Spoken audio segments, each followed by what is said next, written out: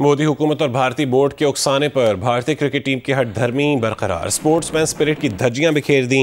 Asia cup cricket tournament جیتنے کے بعد ایشین کرکٹ کونسل کے سربراہ محسن نقوی سے ٹرافی لینے سے ہی انکار کر دیا۔ بی سی سی آئی نے اے سی سی کو باضابطہ طور پر ٹرافی نہ لینے کے بارے میں آگاہ کیا۔ محسن نقوی کا بھارتی ہٹ دھرمی قبول کرنے سے انکار۔ محسن نقوی اسٹیج پر موجود رہے، رنر اپ ٹیم کو انعامات دیے، بھارتی کھلاڑیوں نے اپنے اپنے انفرادی ایوارڈز وصول کیے۔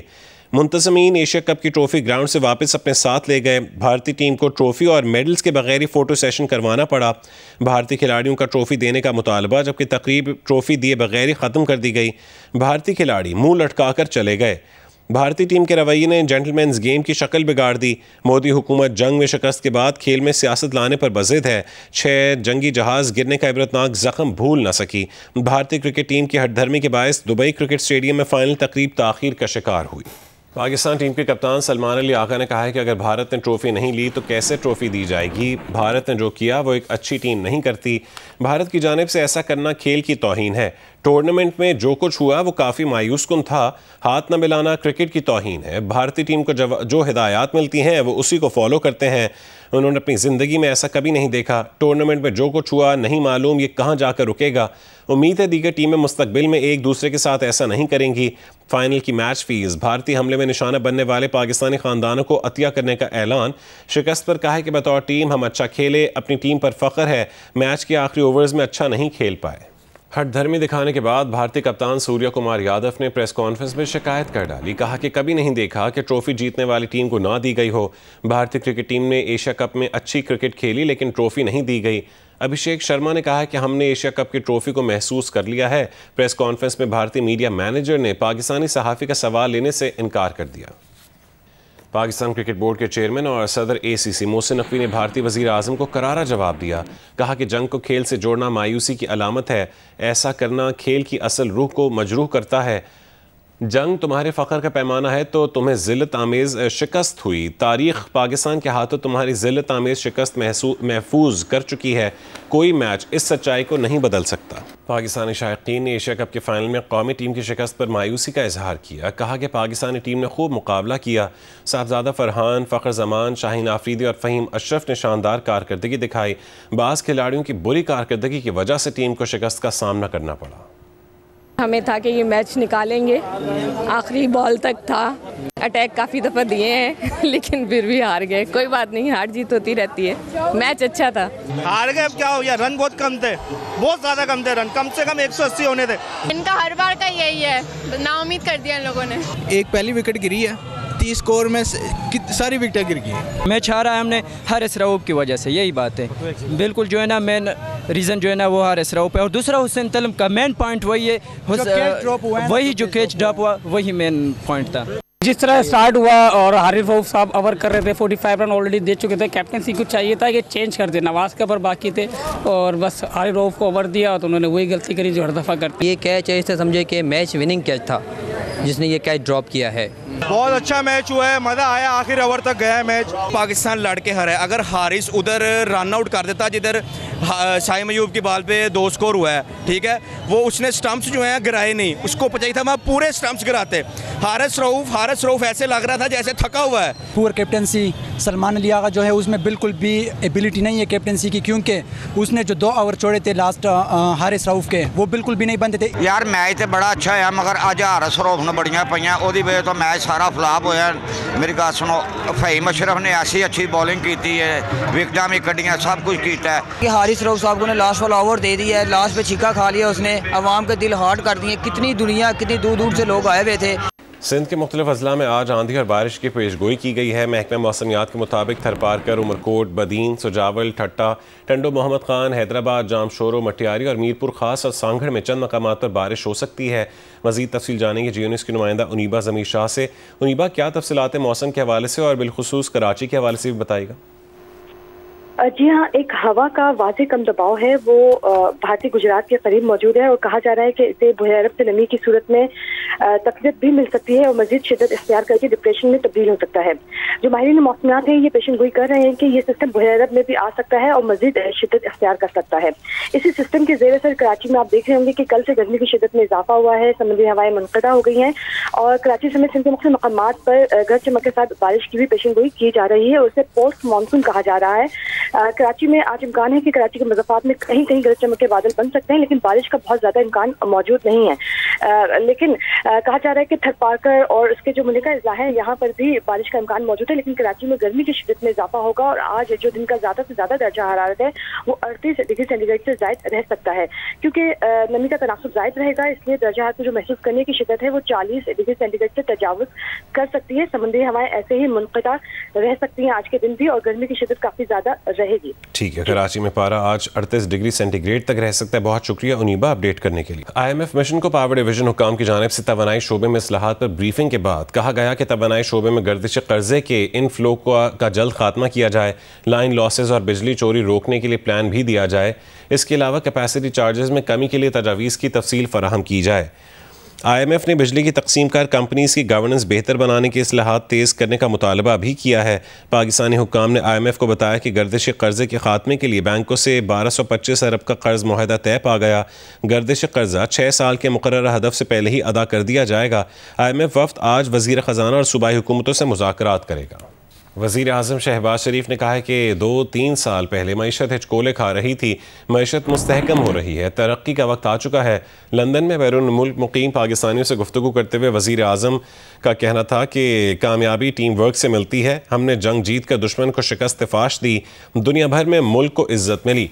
वज़ीर आज़म ने मज़ीद कहा कि पाकिस्तान अमरीका के बेहतर होते ताल्लुकात मज़ीद मुस्तहकम होंगे। सदर ट्रंप से गज़ा जंग बंदी से मुतालिक होने वाली अहम मीटिंग हौसला अफजा रही। दुआ है कि गज़ा में अमन कायम हो।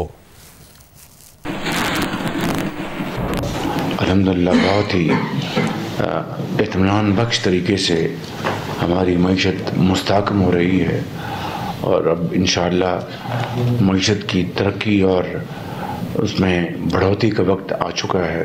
ये नतीजा है इखलास का, मेहनत का और ग्रेट टीम वर्क का। हमने जंग जीती और अपने दुश्मन को शिकस्त फाश दी और अल्लाह ताला ने पाकिस्तान की बेपनाह शान शौकत में इजाफा किया।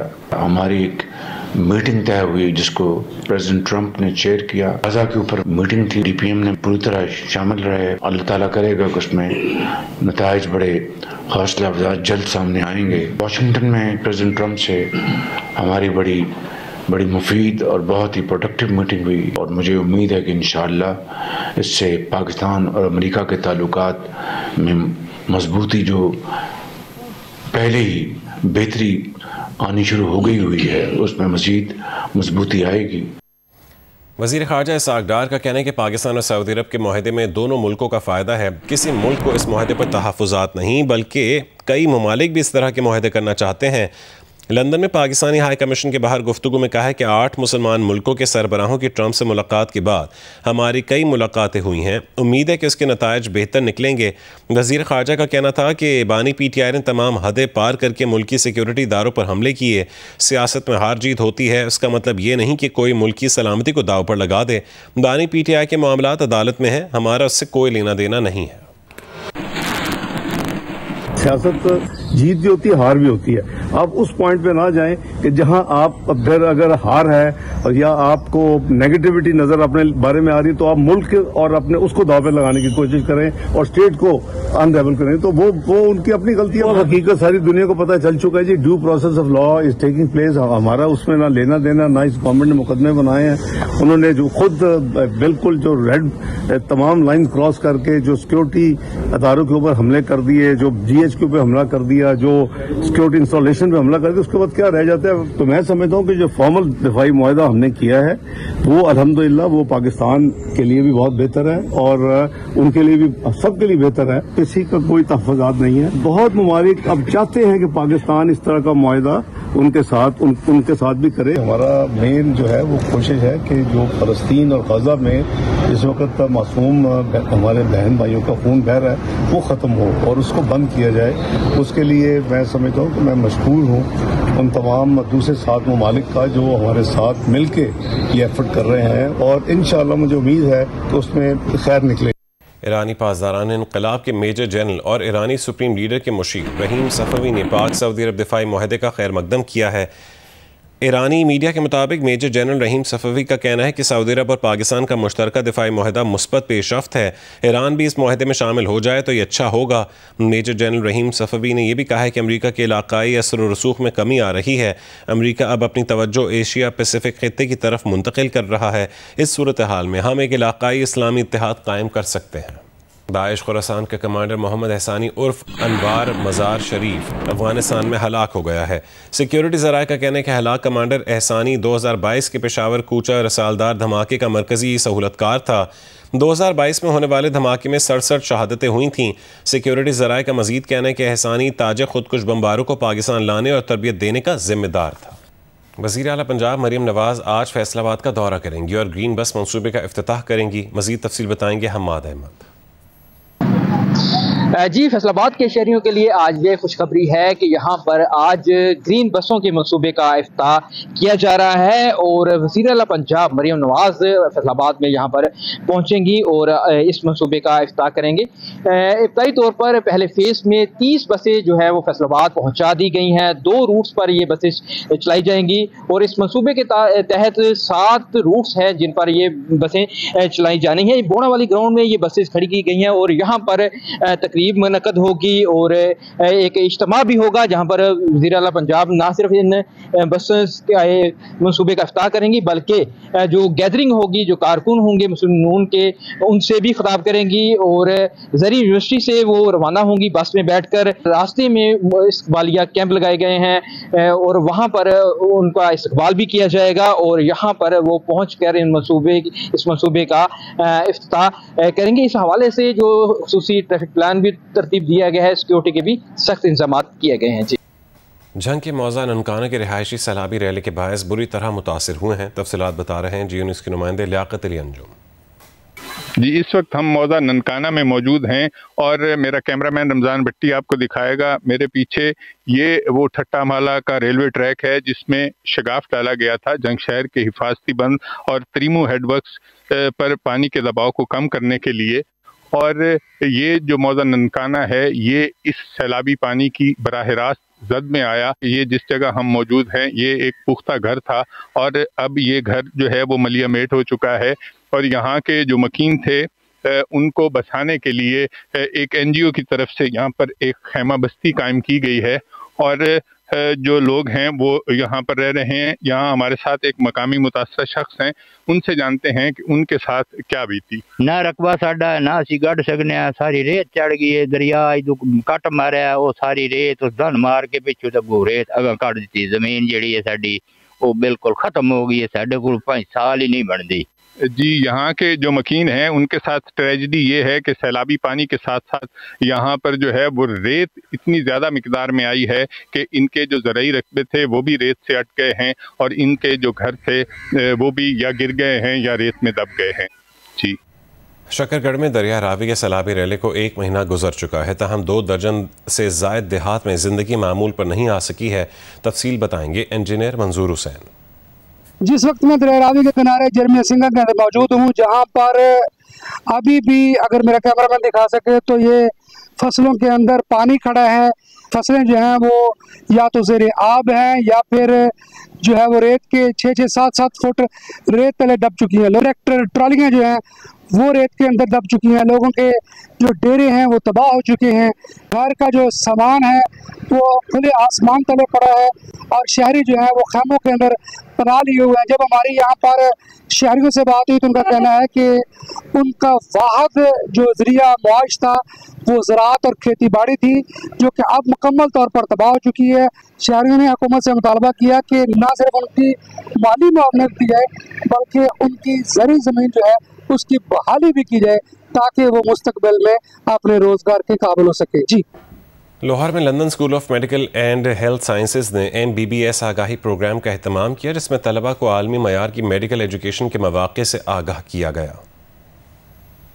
London school of medical and health sciences کا MBBS آگاہی پروگرام مقامی ہوٹل میں منعقد کیا گیا، جس میں نوجوانوں کو عالمی معیار کے تعلیمی مواقع اور داخلے کے لیے رہنمائی فراہم کی گئی۔ اس کے علاوہ MSc ان اسٹیٹک میڈیسن اور ہیئر ٹرانسپلانٹ جیسے جدید کورسز کی تفصیلات بھی دی گئیں۔ تقریب کے مہمان خصوصی صوبائی وزیر مجتبیٰ شجاع الرحمان اور خواجہ عمران نذیر تھے۔ طلبہ کی حوصلہ افزائی کے لیے کیش پرائز کے مقابلے اور انفلوئنسرز کے لیکچرز کا اہتمام بھی کیا گیا۔ صوبائی وزیر خواجہ عمران نذیر کا کہنا تھا کہ نوجوانوں کو عالمی معیار کی تعلیم کے ذریعے روزگار کے مواقع فراہم کیے جا رہے ہیں۔ سروائیکل کینسر کی ویکسین 147 ممالک میں کامیابی سے لگائی جا رہی ہے۔ پاکستانی شہری بھی یہ ویکسین لگوائیں۔ London school of medical and health sciences کے ڈائریکٹر سید احمد حسن کا کہنا تھا کہ ان کا ادارہ بہت سستی اور معیاری تعلیم دے رہا ہے۔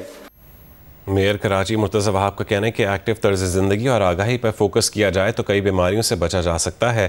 گلوکار شہزاد روئے کا کہنا تھا کہ NICVD کراچی ہی نہیں پورے ملک کے لیے اہم ہے۔ تفصیلات بتائیں گے زمار جوکیو۔ قومی ادارہ برائے امراض قلب نے عالمی یوم قلب کی مناسبت سے کراچی کے فریئر ہال میں تقریب کا اہتمام کیا۔ میئر کراچی مرتضی وہاب اور سماجی کارکن و گلوکار شہزاد روئے نے خصوصی شرکت کی۔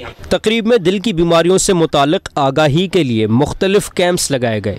طلبہ و طالبات کے فلوٹ بینڈ نے بھی پرفارم کیا۔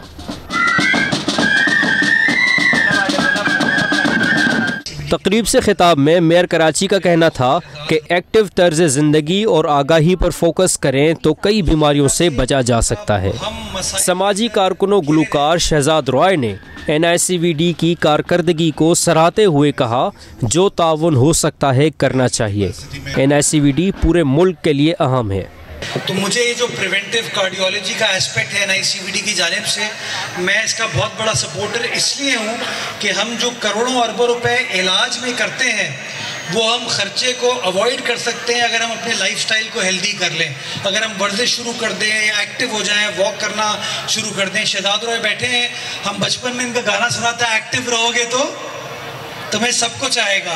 ایسا انسٹیٹیوشن نہیں ہے پورے ملک کے اندر، اور میں چاہوں گا یہ جتنا آگے بڑھے، ہم سب جتنا اس انسٹیٹیوشن کو سپورٹ کر سکیں وہ میرے نزدیک کم ہے، اور اب یہ طاہر صاحب کی لیڈرشپ کے اندر چل رہا ہے۔ میں چاہوں گا کہ جو باقی ہمارے شہر کے لوگ ہیں وہ بھی اپنی کیپیسٹی میں، چاہے ان کے گھر میں ہارٹ ڈیزیز ہو نہ ہو، وہ ضرور کنٹریبیوٹ کرنے کی کوشش کریں۔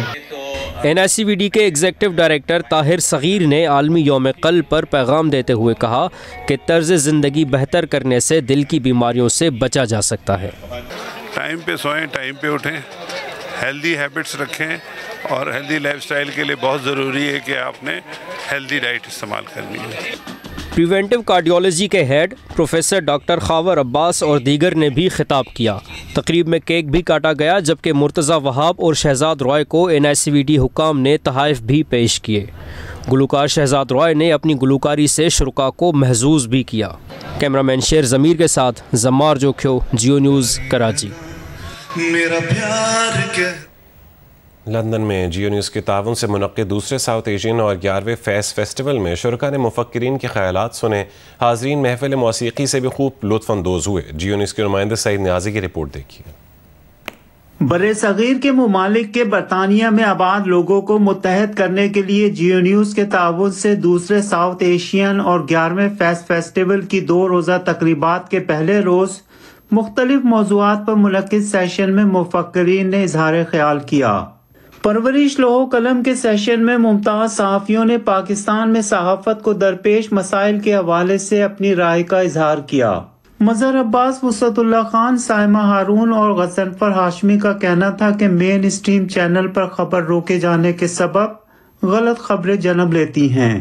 خواتین صحافیوں کو گھریلو و معاشرتی دباؤ کے علاوہ ہراسانی کا سامنا بھی رہتا ہے اور صحافتی تنظیموں کو اس کے تدارک کے لیے مل کر کام کرنا چاہیے۔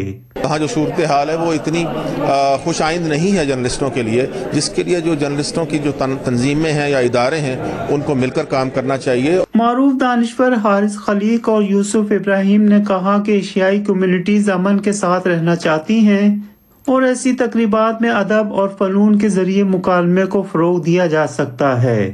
تمام ہماری ایشین کمیونٹیز مل جل کر ایک پیس کے ساتھ رہنا چاہتے ہیں، اور یہ پیغام بھی ہے پوری دنیا کے لیے کہ جہاں محبت پیار سے رہتے ہیں وہاں انسان جو ہے ترقی بھی کرتے ہیں اور اپنے مسائل کا حل بھی ڈھونڈتے ہیں، اور یہ سب مل کے ہم ڈھونڈیں گے۔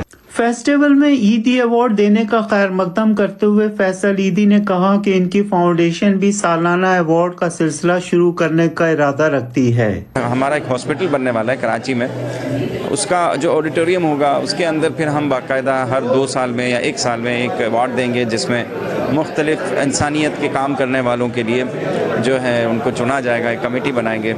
फेस्टिवल के मुंतजिम अकरम कायम खानी और गुलकार सैफ समीजो ने कहा कि फेस्टिवल का बुनियादी मकसद खित्ते के लोगों को मुत्तहद करना है और यहाँ परफॉर्म करके उन्हें बड़ा लुत्फ आया। हमारा बुनियादी मकसद ये कि जो खित्ते के जो हमारे लोग हैं वो सब एक हो जाए, हिंदुस्तान, पाकिस्तान, बांग्लादेश, नेपाल, श्रीलंका। 6 घंटे तक जारी रहने वाले फेस्टिवल में पाकिस्तान समेत दीगर ममालिक से आए अफराद की बड़ी तादाद ने शिरकत की।